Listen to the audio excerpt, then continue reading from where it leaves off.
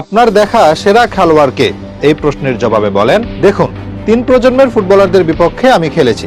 একজনকে কিভাবে বেছে নেই বলুন তো? Zinedine Zidane, Ronaldo Nazario, Lionel Messi, Cristiano Ronaldo, Iniesta, কত সেরা ফুটবলার রয়েছেন। তবে যদি একজনকেই বেছে নিতে হয় তবে সে নেইমার। খেলোয়াড় ও মানুষ হিসেবে সে যেমন, তার অন্তত 5টি ব্যালন ডি'অর জেতা উচিত ছিল। এই কথাগুলো কোনো সাধারণ ব্যক্তি বলেছেন ফুটবল ইতিহাসের অন্যতম সেরা গোলকিপার, তর্ক সাপেক্ষে সর্বকালের সেরা গোলকিপার জিয়ানলুইজি বুফন। এরকম একজন খেলোয়াড়, কিংবদন্তি গোলকিপার যখন নেইমারকে নিয়ে এত শক্ত মন্তব্য করেন, তখন বুঝে নিতেই হবে নেইমারের মাঝে সেই প্রতিভাই ছিল যা আলাদা করে নজর কেড়েছিল তার সাবেক পিএসজি সতীর্থের। শুধু ভাগ্য আর ইনজুরি নেইমারের সহায় হয়নি।